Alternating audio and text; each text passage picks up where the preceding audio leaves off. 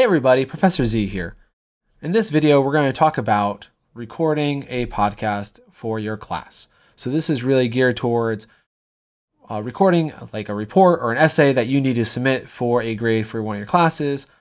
I do teach a podcasting class that goes a little bit more in depth about doing, full-on storytelling with podcasting, but this is a very simpler version of that.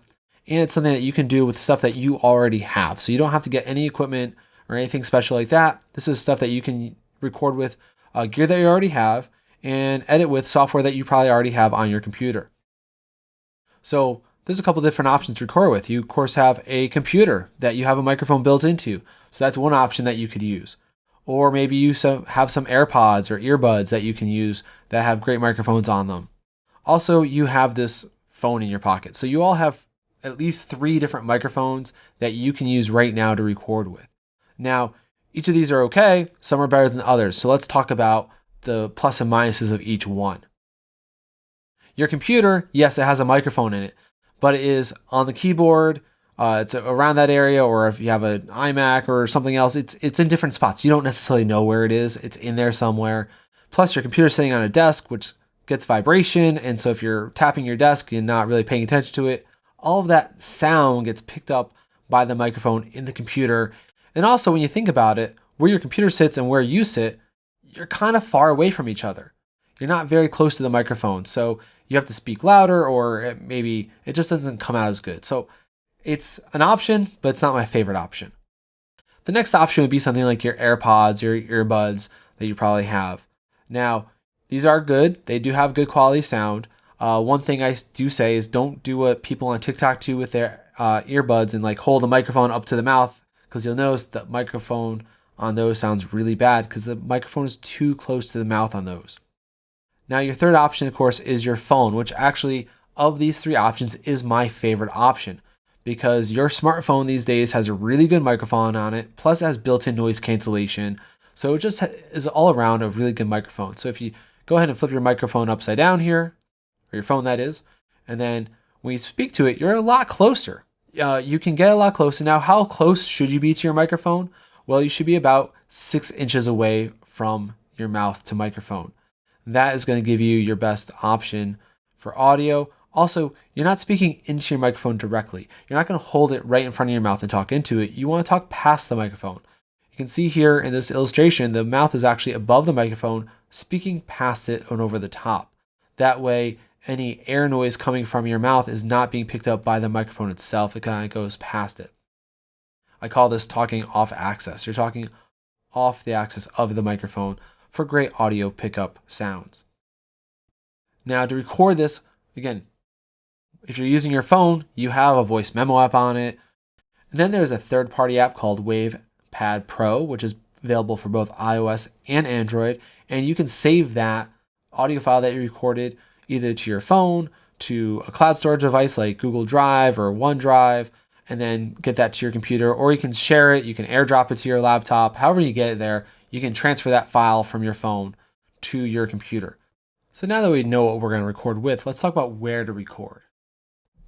Because you don't just want to sit in the middle of a classroom or the hallway and start recording, because it's going to be very noisy. Outside Einstein's is the worst place to record because of all the background noise you're going to have. And you might think a quiet classroom is a good spot to be, but reality is that quiet classrooms aren't very quiet. Most classrooms have a lot of flat surfaces, so as you speak, that sound reverberates through the room, and the microphone will pick that up.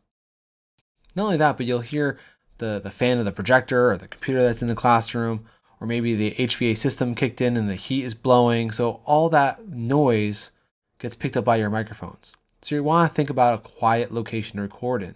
Now, again, I always think about what's a quiet location that you have access to. You're not going to necessarily go and find a soundproof room from somewhere to use, but you probably already have a place to record that you're living in. It's called your dorm room or your bedroom. A lot of soft, fluffy surfaces that absorb a lot of sound.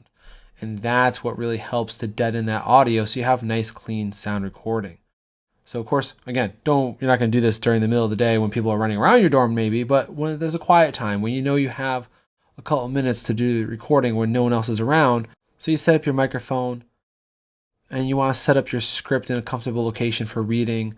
I want to be sitting up when I record. I don't want to be looking down like this, hunched over, because believe it or not, your posture does change how your voice sounds as you speak. So if you're hunched over, you're collapsing your vocal cords and you're crushing your airway, and it's going to sound different than if I'm standing up and I'm projecting and I'm speaking with confidence. And believe it or not, smiling does help and change how we sound versus if we're frowning and we're mumbling.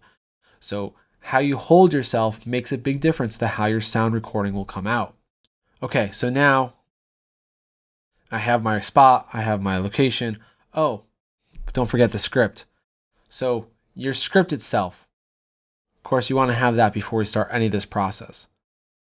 When you write for doing an audio recording, you want to write conversationally. Don't think about this as a term paper. You don't want to speak with a lot of big words and language that you're trying to fill out an essay with. You want to speak as though you're telling the story to somebody else. So when you write your essay, you want to write it the way that you would speak normally, like you would talk to somebody else. Have a conversation, tell a story. Use your common words. Don't try to use big words that are hard to pronounce for you, because it's going to sound like that. And it's going to sound like you forced it. It's going to sound not natural. You want to make this sound natural as possible. Especially if this is your first time recording yourself speaking, it's going to be a challenge in itself to get comfortable speaking with a microphone and from a script. When you're reading from your script now, you also want to make sure that it's in a comfortable location to read. If you print it out, I want to make sure that I don't have a page break in the middle of a sentence. I want to start a sentence on one page. I want to end it on one page. I don't want it to be cut between two different pages. So I'll make sure those natural breaks end on a page and begin on a next page without that conversation happening between two pages. If you're reading on a screen, I want to make sure it's high enough. I don't want to be looking down at a laptop. Again, I want to be looking up. So maybe I have to put it on top of some books just to elevate it so it's high enough for me to read from. In this case, I'm going to be reading from my screen itself. And I'm not reading something I wrote. I'm going to just read some old classic Shakespeare because copyright laws. I didn't want to pick anything new, so I picked something that's old that is out of copyright. And it's also a little challenging, so I'll have to do some edits, which is also just a good example. Now for doing the editing, I'm going to use GarageBand. And I'm also going to record into GarageBand in this example just so you can see how that recording process happens. But you also see how I can just drag audio right into GarageBand. So if you did record it somewhere else, you can easily just drag that audio track right into GarageBand and start editing it there. So GarageBand is really designed as a music production software, only available on Mac. So if you have a PC, you're going to have to use something either like Audacity, or you can go use a Mac Lab itself, actually. So we do have MRTeary, we have W122, W239, plus the editing rooms that you could go use. Or you could try using something like Audacity, which is a free software that you can download off the internet. But for this example, I'm going to be using GarageBand. So when you open up GarageBand, you're first going to have this screen here where I have an empty project. If you have recent projects and stuff like that, they would show up if I clicked on recent. For right now, I'm just going to click on the empty project and hit choose. On this first screen here, I have some different options. I'm going to use the record using a microphone option because that's what I'm going to do. You would choose that as well, even if you're just bringing in audio yourself. So just use that as an option. And you can see here that I'm input 1 and it's using my microphone. Of course, if you decide to use like your AirPods connected to your MacBook, you could choose that as the input. And really to make sure it's inputted correctly, see there's that little arrow here. It's going to open up my system settings and I can choose microphones and input-output devices from there. So I can choose my AirPods or my Beats or whatever it happens to be to make sure I'm using the right input. And then I'm going to hit create. Now you also see there's a checkbox. If I had headphones on, I could also check this off so I could hear myself while recording, which is a really good thing to do to make sure you know that you sound correct, you're not making mistakes, and you're not picking up background noises that you're not thinking about. So now when I hit create, there's a lot of things in here that I don't need for this necessarily. So I'm going to close some things down and also adjust some things in GarageBand. First, at the top middle here, again, we'll notice it's set up for doing music recording. So I'm going to hit this drop down here and just go to time. So it just shows a time display. I also want to turn off the count in and the metronome. You don't need to click track in your background while you're recording. It's going to be distracting if anything else. And really, I don't even need this library on the left here because that's a bunch of library tracks that I don't need. And I can shut this off as well. So this is really all I need right now is just a basic track. And if I had an audio track, again, I could drag it from Finder and bring it right into here and it would sit right there. I'm going to record into here. So I have here's my script I'm going to record from. I'm going to do a little thing from Hamlet so you can read along as I read along up here. And you'll notice some things. I'll point them out as I do them. I'm adjusting myself already to get ready for recording. So I'm going to go ahead, hit the record button, and then now bring back that window here. Calm myself down for a second. And you can see as I record, the sound wave files start appearing on my track. So I know I have recording even if I don't have headphones on. At least I know I am picking up audio, which is a good thing. Now don't worry about letting the audio record and record and record. It's called editing. I can chop it up later. I'm just going to let it record for right now. Okay. Hamlet. In 3, 2, 1. To be or not to be, that is the question. Whether 'tis nobler in the mind to suffer the slings and arrows of outrageous fortune, or to take arms against a sea of troubles, and by opposing end them, to die, to sleep, no more, and by a sleep to say. Now I noticed as I said to say, I kind of messed up say a little bit, so I'm going to stop. As soon as I notice I messed something up, I want to stop. I'm going to go backwards and count myself in again from a break. So I'm going to start from here, where it says, and by asleep. 3, 2, 1. And by asleep to say, we end. Oh, for some reason I wasn't ready to say heartache. 3, 2, 1. And by asleep. And by asleep to say, we end the heartache and the thousand natural shocks that flesh is heir to. 'Tis a consumption devoutly to be wished, to die to sleep perchance to dream. Aye, there's the rub. For in that sleep of death, 3, 2, 1. For in that sleep of death, what dreams may come when we have 3, 2, 1. For in that sleep of death, what dreams may come when we have shuffled off this mortal coil. Must give us pause. There's the respect. That makes calamity of life so long life. I messed that last line up, but that's enough. I don't need to keep it going. We have enough for an example here, so I'm going to stop the recording. Hit the pause. I just hit the space bar there to stop the playhead from moving. On the top right here, there's my zoom bar. So if I want to zoom in or out, I could do it this way to get all the way to the beginning. Or I could just click and drag this and drag it back to the beginning, and I can listen back. And then now bring back that window here. And you heard me do a countdown. And I do a countdown for 2 reasons. One, I find it helps pace myself. It helps get my tempo back, so that way I'm not speeding through it.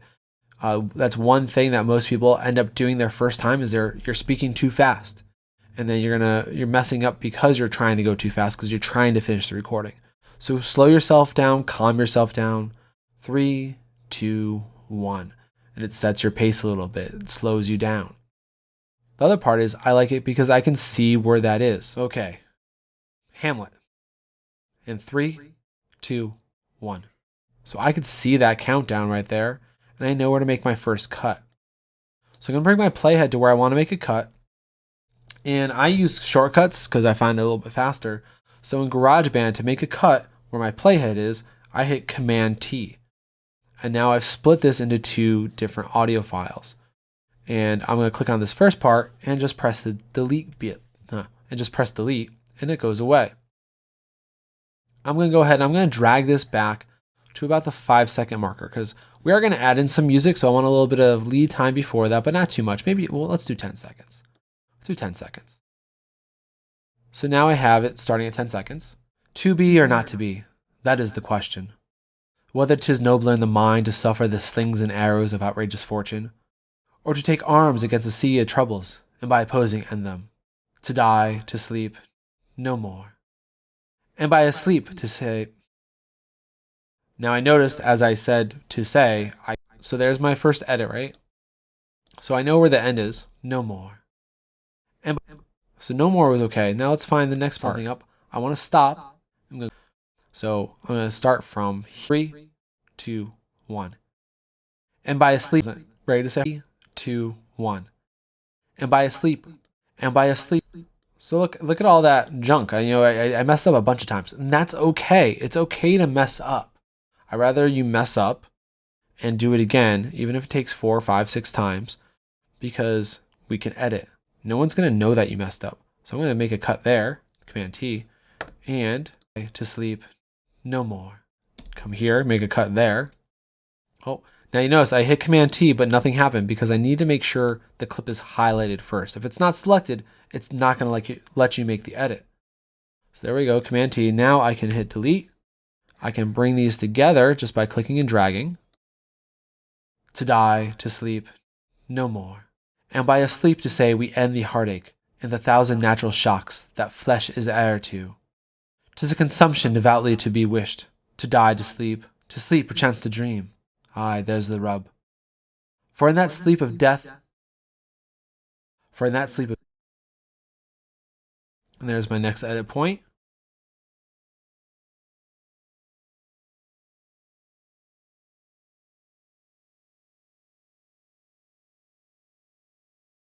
I'm bringing it there. Aye, there's the rub. For in that sleep of death, what dreams may come when we have For in that sleep of death, what dreams. So that's actually where I want to edit. Now here's another way I could edit.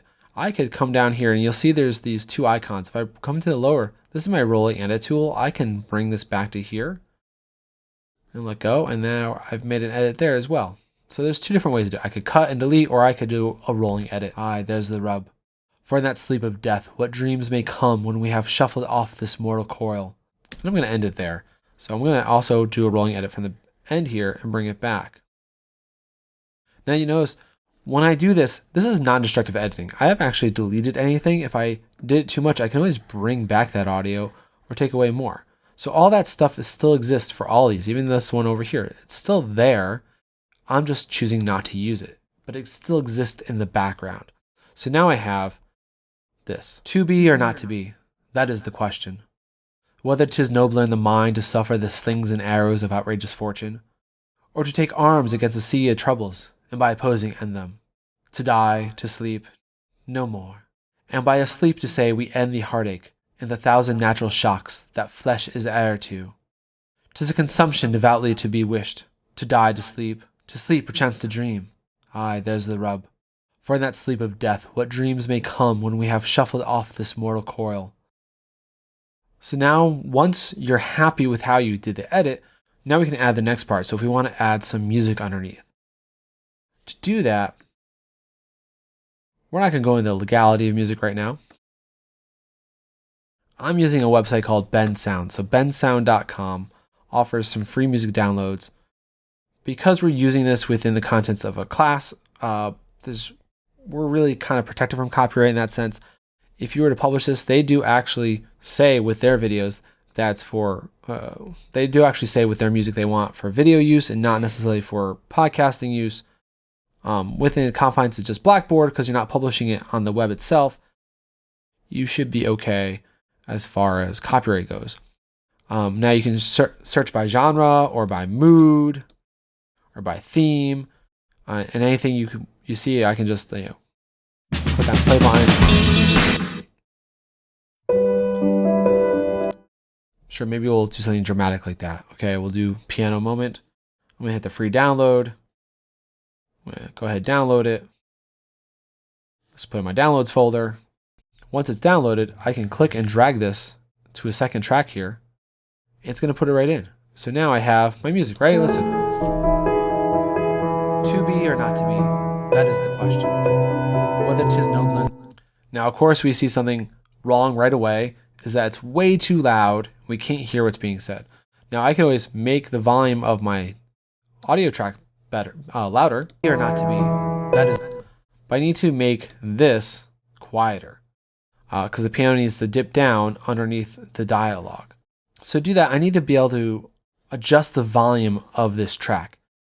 To do that, I need to turn on automation. I need to be able to see the automation track, which is not on by default in GarageBand. So if I come up under Mix, there's a Show Automation, or it's a shortcut A.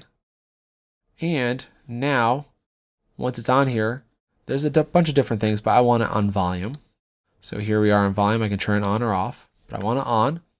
And now on the track, there's this yellow line that goes through that clip. So when I double click on a spot, it's going to make a little keynote. And I can move that keynote around. So I'm going to make 4. So I have what I'm going to consider the start and end of my transition on each side. And I'm going to just drag the middle part down here. And now I've created a fade out. So if you listen,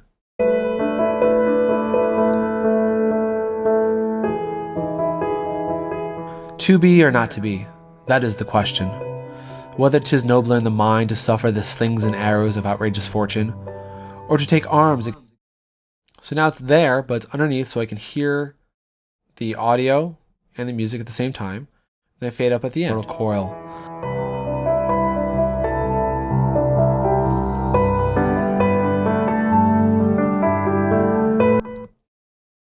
And of course, now I don't want this playing for another minute afterwards, because I don't need all that. So you notice once I have this turned on though, I can't adjust the length of it. So I do have to toggle this feature on and off to make adjustments.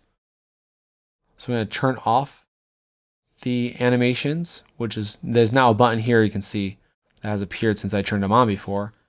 And I can bring this to here where I want it to end. I'm going to turn the animation back on again and create another fade out. So it is a little bit of a nuisance to have to toggle back and forth, but it is not that hard to do.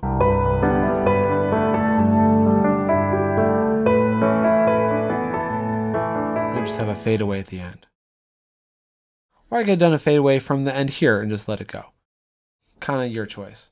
Now at some point, we haven't done it yet, but we should hit the save button. So I always use Command S on my keyboard because I like shortcuts. And when your save window comes up, by default on Mac, it always looks like this at the beginning. I don't like that look. I like to hit the drop down button here so I can see where it's going. By default, you'll see it's going to your user folder, under the music folder, and a GarageBand folder. And if you're okay with that, that's fine. If you want it somewhere else, like on an external hard drive, you should change that location.